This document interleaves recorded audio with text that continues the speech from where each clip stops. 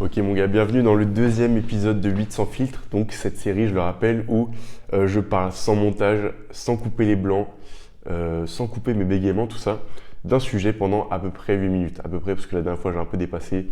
Mais on s'en fout, le but c'est quoi? C'est d'améliorer mon éloquence, d'améliorer un petit peu tout quoi. Enfin, de toute façon là, je viens de tourner une vidéo un peu longue. Et en fait, pendant les 30 minutes où j'ai tourné.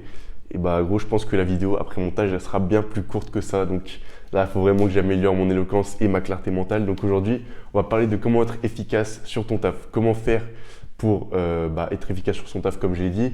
Comment faire pour faire par exemple que ton taf de cours ne te prenne pas beaucoup de temps. Comment faire pour... Pourquoi je répète que comment faire? On s'en fout.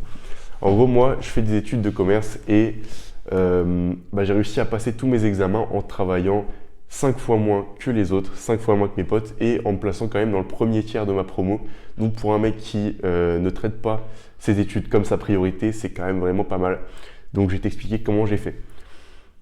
Le premier, mon gars, ça va être l'environnement. L'environnement dans lequel tu tapes. En gros, on t'a souvent dit, tu sais, faut pas taffer au même endroit où tu dors, au même endroit où tu te divertis. Et c'est un peu vrai. C'est-à-dire que gros, si jamais t'es là, tu joues à la play, genre tu sais, t'as ton petit setup sur ton bureau, t'as ton petit setup gaming, je sais pas quoi. Et bah gros, si tu essaies de taffer là, et bah ça va pas te mettre dans le mood de bosser, tu vois. Ça va pas te mettre dans ce mood-là. Et c'est pour ça que par exemple, ça c'est un truc que j'ai vu dans un livre qui s'appelle Deep Work, qui est vraiment pas mal. Je pense que c'est un des livres qui a le plus changé ma vie, mais en gros, qui t'apprend vraiment à être efficace. Et là, ce que je vais te dire, c'est un petit peu un résumé de ce livre. Mais en gros, tu vois, J.K. Rowling, la meuf qui a écrit Harry Potter, donc c'est une meuf, on va dire qu'elle a du succès, on va dire qu'elle a du buzz, qu'elle a réussi ce qu'elle voulait faire.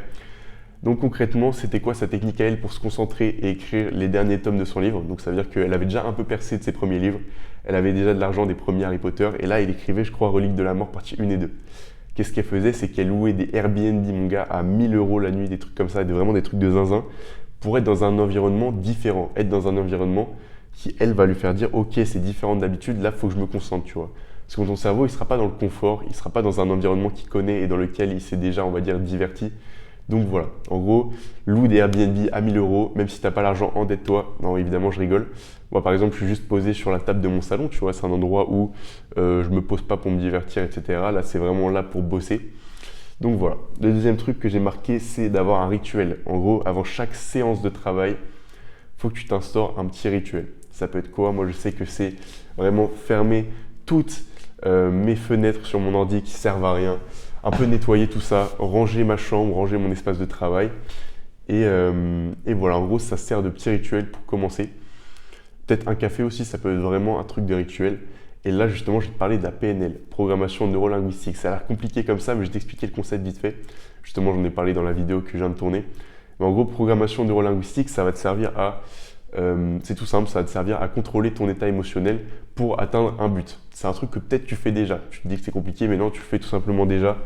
Quand tu es à la salle et que tu veux pousser plus fort, tu veux écouter des musiques bien violentes. Du Booba, du Damso, tout ça qui crache sur la société. C'est un truc violent qui va te mettre dans cette atmosphère un petit peu de galère, de violence, où toi tu es là, tu as besoin de toute la force possible pour soulever ta barre. Et bien là, ça va être pareil. En gros, il faut un signal sensoriel, c'est-à-dire soit de la musique, donc comme je t'ai dit, soit un truc qui se sent, soit un truc qui se voit. Pour un exemple tout con, moi, à chaque fois que j'ai envie de me concentrer pour bosser, là, pour tourner, je prends mon gars du baume du tigre. Baume du tigre, et en fait, si tu sais, si tu en as déjà eu entre tes mains, tu sais que ça sent super fort. Quand tu l'étales, ça sent la menthe de ouf.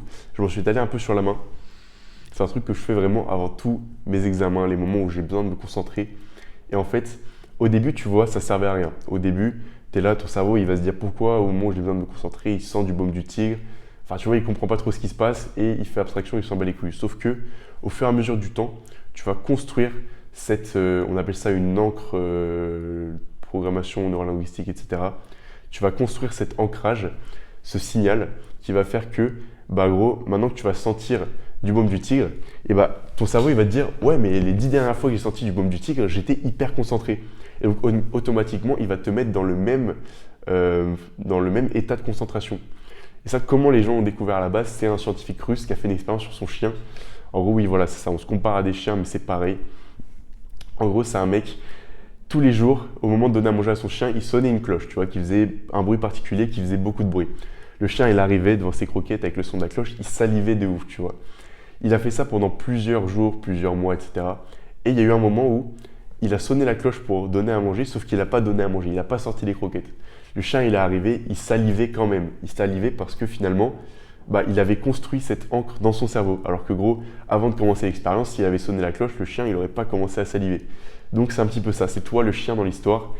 Et bref, voilà. Et donc ça, tu peux l'utiliser pour chacun de tes objectifs dans ta vie. Je sais pas si par exemple, tu as envie de mieux dormir. Si tu as envie de mieux dormir, moi, un truc que je fais, c'est un signal qui cette fois est visuel.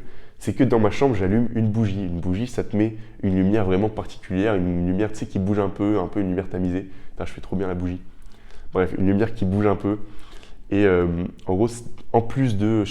En gros, si tu es un mec qui connaît un petit peu le sommeil, etc., tu sais que une lumière tamisée le soir, c'est bien pour dormir. Mais moi, ça me fait un rituel qui fait que c'est doublement bien pour dormir. Donc, c'est vraiment génial.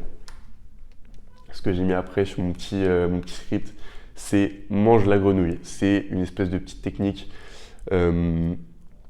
pour être productif. En gros, tu vois, pour atteindre ton objectif, tu as des tâches à faire. Par exemple, l'exemple que je donne le plus souvent, c'est si jamais tu as un examen à réviser et que ton objectif, c'est d'avoir telle note à l'examen, je sais pas, pour passer l'année, pour avoir un bon dossier, pour faire ce que tu veux. Ton objectif, c'est d'avoir telle note à l'examen. Quelle est la tâche qui va te faire le plus avancer pour avoir une bonne note à l'examen? Ça va être de faire des examens blancs. Si tu n'as pas les examens blancs des autres années qui sont dispo, de faire les exercices où ton prof t'a dit qu'il sera à l'éval. Bref, tous ces trucs comme ça, c'est long, c'est chiant. Et ouais, c'est long et c'est chiant, tu vois.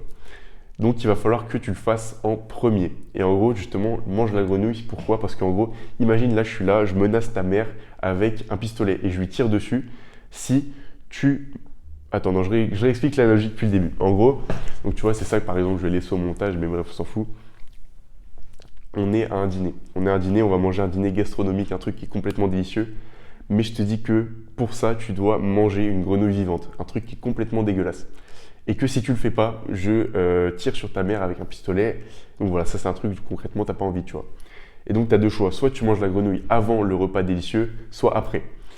La plupart du temps, les gens vont choisir après. Pourquoi? Si tu as tendance à procrastiner, à retarder les choses que tu veux faire, si tu as une tâche, tu sais tu dois la faire, mais tu la repousses à demain, tu la repousses tout le temps, et bah tu choisis de manger la grenouille après. Alors que gros, si jamais tu manges la grenouille après, tu vas manger le plat gastronomique, donc tu vas vivre ta vie de tous les jours un peu si on transpose l'analogie. Tu vas manger le plat gastronomique en ayant toujours ce stress dans ta tête de dire putain mais je vais devoir manger une grenouille vivante, ça me dégoûte, mais il faut que je le fasse. Et bah c'est pareil dans la vie. Tu vas, je sais pas, t'amuser avec tes potes, etc. Mais tu as toujours cette petite arrière-pensée en mode j'ai un truc à faire, je ne l'ai pas fait, je suis une merde. C'est un peu ça, tu vois. Donc en gros, il faut toujours le faire avant, faire la tâche la plus importante, la première chose le matin, tu vois. Genre tu te lèves, tu fais direct les exos pour ton examen. Tu fais direct les examens de l'année dernière. Et voilà. Donc comprends ça et tu verras qu'en fait, déjà non seulement le matin, ton cerveau il est plus apte à travailler, mais en plus de ça, ça va empêcher tout ce qui est procrastination. Donc c'est vraiment masterclass. Bref, on a fini ce 8 sans filtre sur être efficace sur son taf. Voilà mon gars, moi je suis content de ma progression. C'est que le début, c'est que le deuxième épisode. Bref, bisous mon gars, à la prochaine.